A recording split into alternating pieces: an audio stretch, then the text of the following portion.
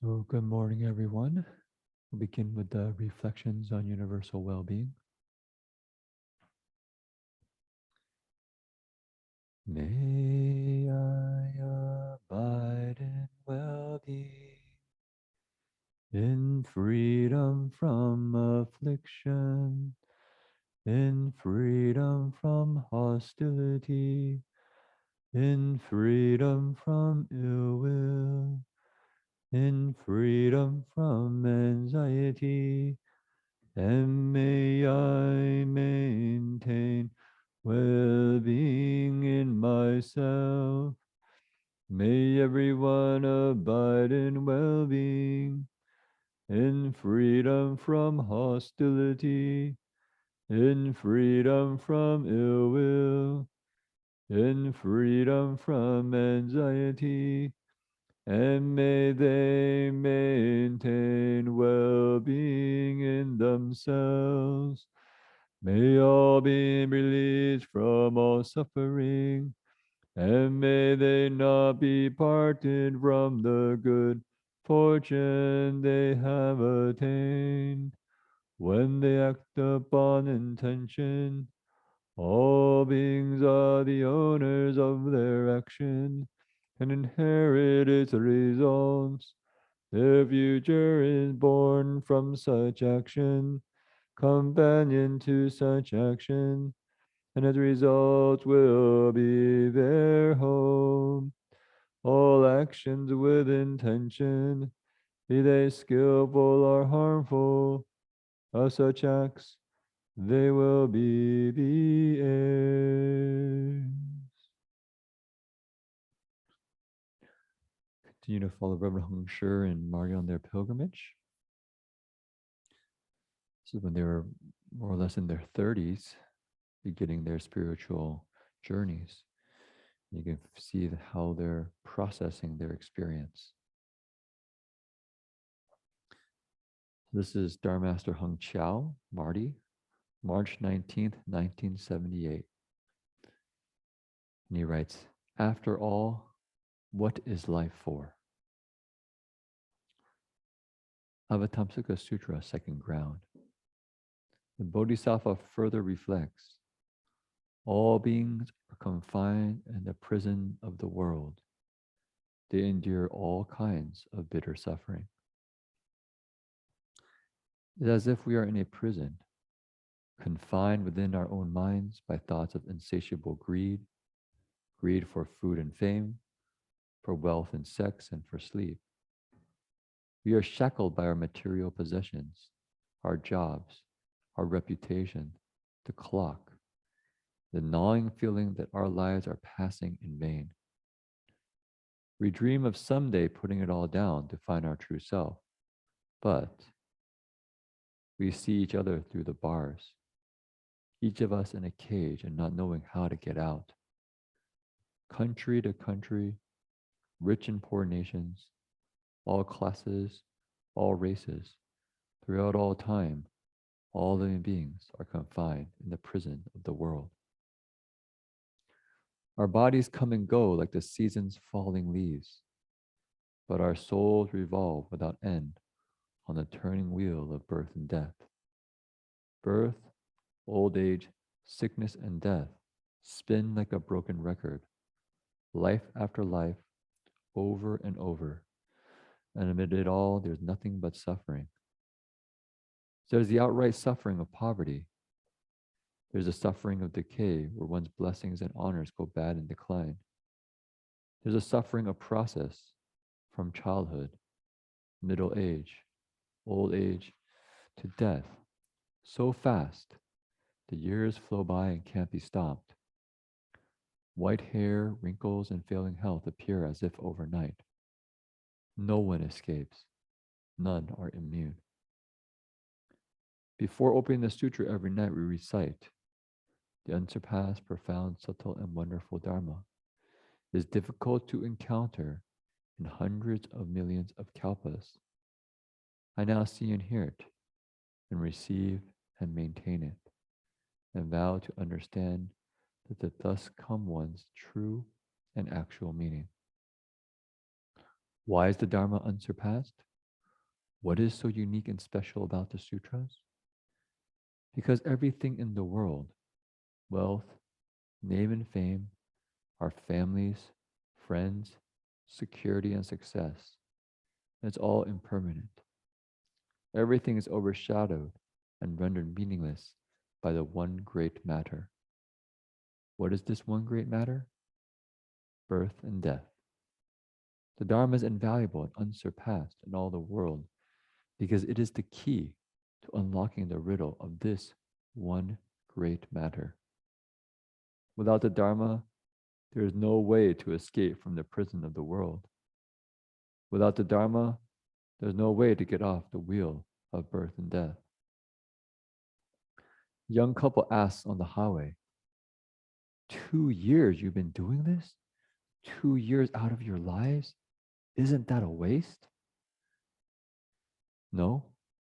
The waste of one's life is in the blind and commonplace living of it. We were meant for great things and noble understandings.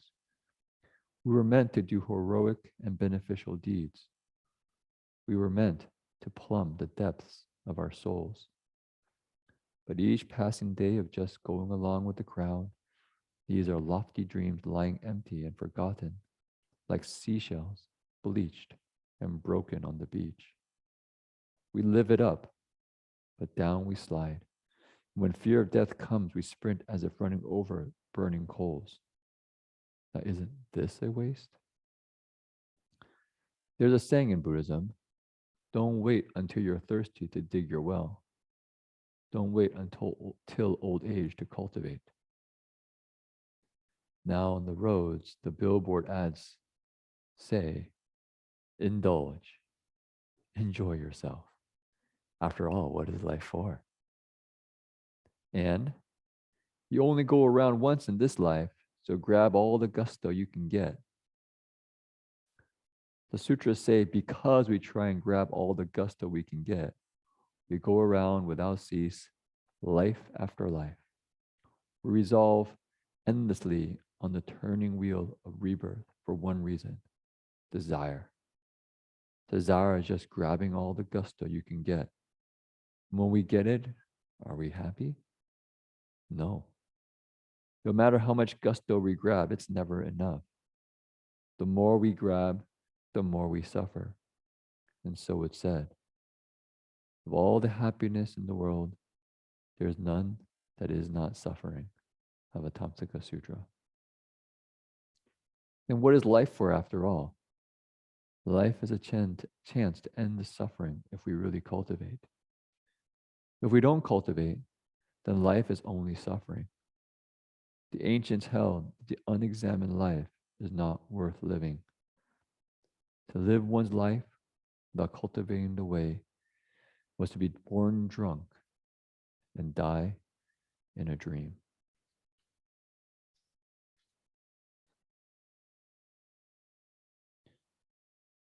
Smarty makes a very good observation on the sutra passage. He says, is as we're all in a prison, confined within our own minds by thoughts of insatiable greed. Greed for food and fame, for wealth and sex, and for sleep.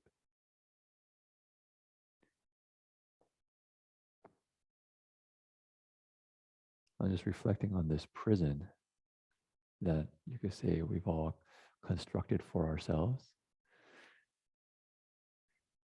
I invite you to just reflect a little bit. What's the nature of the prison that you live in? What are its bars? What are its chains? How do we dress it up? And I was reflecting on myself. I was thinking, what's the prison that I ended up constructing for myself? And I see there's a couple habitual patterns that I think maybe came from growing up in my family as well. These bars and chains are often passed down generation to generation. One chain is the chain of be the best. Another chain is be perfect. Right? You have to show up and look perfect for everybody else. And the bars of this jail is you've got to be smart. You've got to know everything. And I remember that as a kid, how much suffering I had because I was living that life of always wanting to be smart, of wanting to be the best, wanting to be perfect. And I believe I actually got teased quite a bit because I'd always try to prove myself, always argue my point, even when I knew I was wrong. I would still make my point. And I remember a boy once came and talked with me, I think it was in elementary school, and told me, "You argue a lot." And I said, "No, I don't." He said, "See, you're arguing." And I said, "What? That's not fair." And I went home really pretty upset. I was like, gosh, how do I get out of that one? You know, only after I started studying the Dharma that I realized, there's a way out of that jail. The jail of always needing to be smart, needing to be right, and so forth. And what is it? It's letting go, like what Marty was talking about. And I could tell this young boy and say, you know what? Yeah, I have this habit of arguing a lot. And I would really appreciate your help. If you see me doing it, just let me know very gently. And I'm trying to improve. Right? What would that young boy say? Okay. Not expecting that answer. But old habits die hard. I'm just going to share another brief story that happened just recently, just around lunchtime. One of the men here just asked me what we recite during the meal chant. What are the 3 virtues and the 6 flavors? And I thought to myself, I'm not sure. So I think it's, non-greed, non-hatred, non-aversion, the kind of the 3 poisons, but in their positive. But I wasn't really sure. And later another man looked it up and said, oh, actually, can I see if I remember? I think it's the Dharma body, the virtue of the Dharma body, the virtue of prajna, and the virtue of liberation. I said, oh, that's, I said, oh, that's interesting. That's a very, don't think I ever heard that list before. But it's something we chant every day. But I could see in my body, there's that kind of experience of wanting to know everything, that habit of kind of giving an answer without really fully understanding.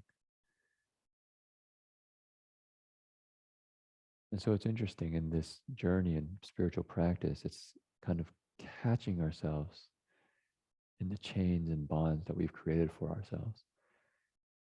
And it's being willing to see when we reinforce those chains. But if we start to really cultivate, we begin to realize we can actually take off those chains.